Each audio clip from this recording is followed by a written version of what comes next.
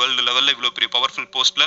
But இது எல்லாமே நம்மளுக்கு நடந்துட்டு இருக்குது யூஎஸ்ல. எனிவே இது நடந்திருக்கா?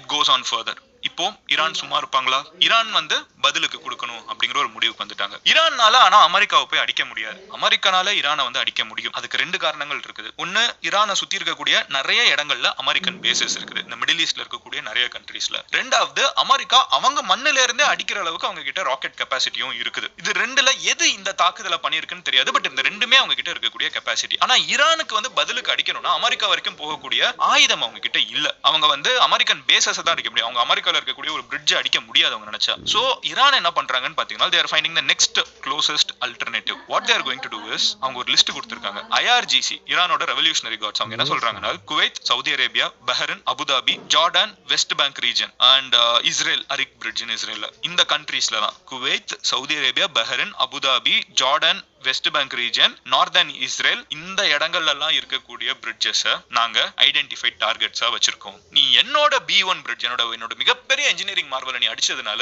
இது எல்லாத்தையும் அடிக்கிற தார்மீக உரிமை எங்க கிட்ட இருக்குது. இதெல்லாம் எங்களோட டார்கெட்ஸ் அப்படின்னு பப்ளிக்கா அனௌன்ஸ் பண்ணிருக்காங்க. பட் எனிவே, இந்த மாதிரி வந்து இடங்கள் எல்லாத்தையும் மார்க் பண்ணி வச்சுட்டு இப்போ அவன் மிரட்டிட்டு இருக்கான். பதிலுக்கு ஈரான் இப்படி எல்லாம் இடத்த மார்க் பண்ணி வச்சுட்டு ஈரான் வந்து சொல்லிட்டு இருக்காங்க. இதுல பெரிய பிரச்சனை என்னன்னு பாத்தீங்கன்னா, யூஎஸ் ஈரான் அடிக்கிறாங்க. ஈரான் பதில் யூஎஸ் அடிக்கிறதுக்கு அவங்க சம்வேர் அவங்க சொல்லணும், நான் ரெசிஸ்ட் பண்ணுவேன், நீ அடிச்சிட்டே போக கூடாதுங்கிறதுக்கு அவங்க மிடில் ஈஸ்ட்ல இருக்கிற டார்கெட் எல்லாம் சொல்றாங்க. ஆனா இந்த மிடில் ஈஸ்ட்ல, that is Kuwait, Saudi Arabia, Bahrain, Abu Dhabi, Jordan, இங்க ஏன் அவங்க டார்கெட் பண்றாங்க? இங்க எல்லாம் அமெரிக்கன் பேசஸ் இருக்குது. இவங்க எல்லாம் சம்வேர் அமெரிக்கா, ட்ரம்பே பேசுறப்ப இவங்க எல்லாம் என்னோட அலைஸ்னு அவர் சொல்லிக்கிறாரு. இவங்க எல்லாம் நியூட்ரல்னு சொல்லிக்கிட்டாலும் ட்ரம்ப் இவங்க எல்லாம் என்னோட கூட்டாளிங்கன்னு சொல்றாரு. அப்ப ஈரான் வந்து இவங்க எல்லாம் மார்க் பண்றாங்க. இதுல என்ன பெரிய பிரச்சனை நம்மளுக்கு இருக்குன்னு பாத்தீங்கன்னா, 1 கோடி இந்தியர்கள், 1 crore இந்தியன்ஸ் வந்து நம்ம ஊர்ல இருந்து கிளம்பி இங்க இருக்கக்கூடிய பாலைவனத்தை, அபுதாபில, குவைத்ல, கத்தார்ல, இவங்க சொல்லக்கூடிய கண்ட்ரீஸ்லாம் இருக்குல்ல, சவுதி அரேபியா, பஹ்ரைன், ஜார்டன், நம்ம மக்கள், நம்ம உறவுகள், நம்மளோட ரிலேஷன்ஷிப், நம்மளோட ஃப்ரெண்ட்ஸ், நம்மளோட குடும்பங்கள், ஃபேமிலி எல்லாருமே இங்க இருந்து அங்க கிளம்பி போய் இந்த 1 கோடி பேரு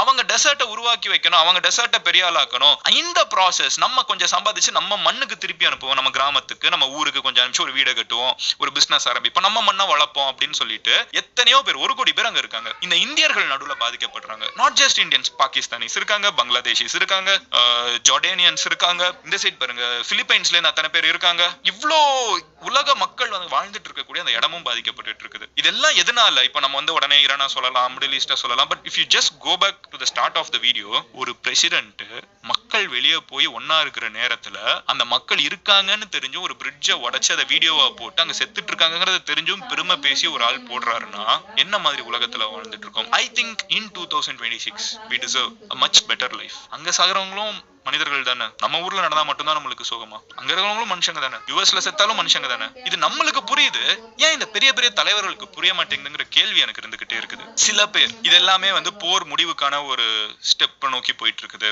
பேசிக்கா அமெரிக்கா வந்து அகலக்கால் வச்சுட்டாங்க. ஈரானை அமெரிக்கானால தோக்கடிக்க முடியாது. ஈரானுக்குள்ள வந்துட்டாங்க. ஈரானை விட்டு வெளியே போறதுக்கு முன்னாடி ஏதாவது பெருசா சம்பவம் செஞ்சுட்டோம் அப்படின்னு சொல்லிட்டு அமெரிக்கா மக்களை கன்வின்ஸ் பண்ணணும். இல்லைன்னா ட்ரம்புக்கு வந்து ஊருக்குள்ள என்ன பூட்டின கதவை வீட்டுல தான் சவுண்டை கொடுத்துட்டு வந்தியா, இவ்வளவு கத்தியும் உன்னால ஒண்ணுமே பண்ண முடியல அவங்கள அப்படின்னு சொல்லிட்டு அசிங்கப்படுத்திடுவாங்க. ட்ரம்புக்கு எலெக்ஷன் வருது. இப்போ to do a face saving, அதாவது கீழே விழுந்துட்டும் மீசையில மண் ஓட்டலன்னு காமிச்சுக்கணும்ல. அமெரிக்கா இந்த இடத்துல சக்சஸ்ஃபுல்லா இல்லங்க. That's a reality. ஏன்னா அவங்க உள்ள வரப்போ ஈரான்ல ரெஜிம் சேஞ்சுன்னு சொன்னாங்க. நம்ம போஸ்ட் பண்ண வீடியோவே 1 month இதை ஃபாலோ பண்ணிட்டு கூட எம்ஜி ஸ்குவாடுக்கு தெரியும். ஈரான்ல ஆட்சி மாற்றம்னு சொன்னாங்க. அது மாத்தவே முடியாதுன்னு தெரிஞ்சிருச்சு. இப்ப ட்ரம்ப் என்ன பண்றாரு? அங்க இருக்கிற பிரிட்ஜை உடைக்கிறது, அங்க இருக்கிற ஹாஸ்பிட்டலை உடைக்கிறது, அங்க இருக்கிற காலேஜஸ்ல எவனையுமே படிக்க விடாம பண்றது, ஸ்கூல்ல இருக்கிற குழந்தைங்க இருக்கா, ஸ்கூல் குழந்தைங்கள, பிரைமரி ஸ்கூல் குழந்தை எவனா பிரைமரி ஸ்கூல்ல தாக்குவானா? தாக்கி 176 பேர் இதெல்லாம் பண்ணிட்டு ஜெயிச்சேன்னு சொல்லி யார் ஜெயிச்சீங்க? யார் ஜெயிச்சீங்க? ஈகோ நீ ஜெயிச்சிட்ட. யார் நீ ஜெயிச்ச? But it's sad reality we are living in and it's sad that this is all happening and இது ஒரு செயின் எஃபெக்ட் மாதிரி ஸ்ட்ரெயிட் ஆஃப் ஹோர்முஸ் ஈரானும் ஒரே புடியா புடிச்சிட்டு இருக்காங்க. ஆல்மோஸ்ட் 100+ ஷிப்ஸ் போக வேண்டிய ஒரு இடத்துல 25 ஷிப் சம்திங் போயிட்டு இருக்குது. அண்ட் அதுவுமே மோஸ்டா சைனீஸ் வெசல்ஸா இருக்குது. இந்தியன் வெசலா 1-2 இருக்குது.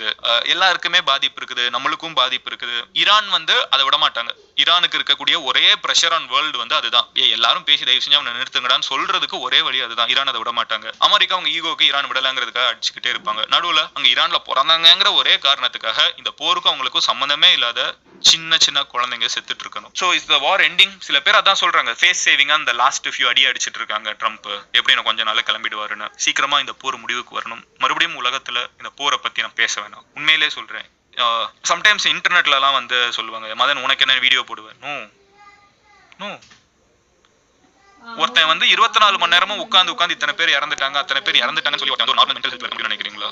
எல்லாருக்கும் இது ஒரு நியூஸ். பட் நான் ஐம் டூயிங் மை ரிசர்ச். நான் உள்ளுக்குள்ள போய் பாக்குறேன், போட்டோஸ் பாக்குறேன், பிக்சர்ஸ் பாக்குறேன், என்ன நடக்குதுன்னு பாக்குறேன். அது என்னை ரொம்ப அஃபெக்ட் பண்ணும். எனக்கு இந்த வீடியோல நம்ம எந்த வீடியோ போட்டாலும் நம்ம சேனல் நல்லா தானே போயிட்டு இருக்கு. இந்த டாபிக் எடுத்து பேசணும். அந்த மாதிரி கமெண்ட்ஸ் பாக்குறப்ப எனக்கு வந்து என்னடா அது எனக்கு என்ன தோணுதுன்னா, இவ்வளவு பெரிய ஒரு போரை கூட நம்ம ட்ரிவியலா அது ஒரு மீமாவோ ஒரு ஜோக்காவோ ஹேண்டில் பண்ற அளவுக்கு போர்கள் மோசமா போயிடுச்சா, உயிர்கள் மோசமா போயிடுச்சான்னு எனக்கு தோண வைக்குது. இதெல்லாம் நார்மலைஸ் பண்ணக்கூடிய விஷயங்கள் நார்மலாகவே கூடாது. போரை வந்து உலகமே முறைக்கணும், பார்க்கணும், பேசணும், திட்டணும், நிறுத்தணும்.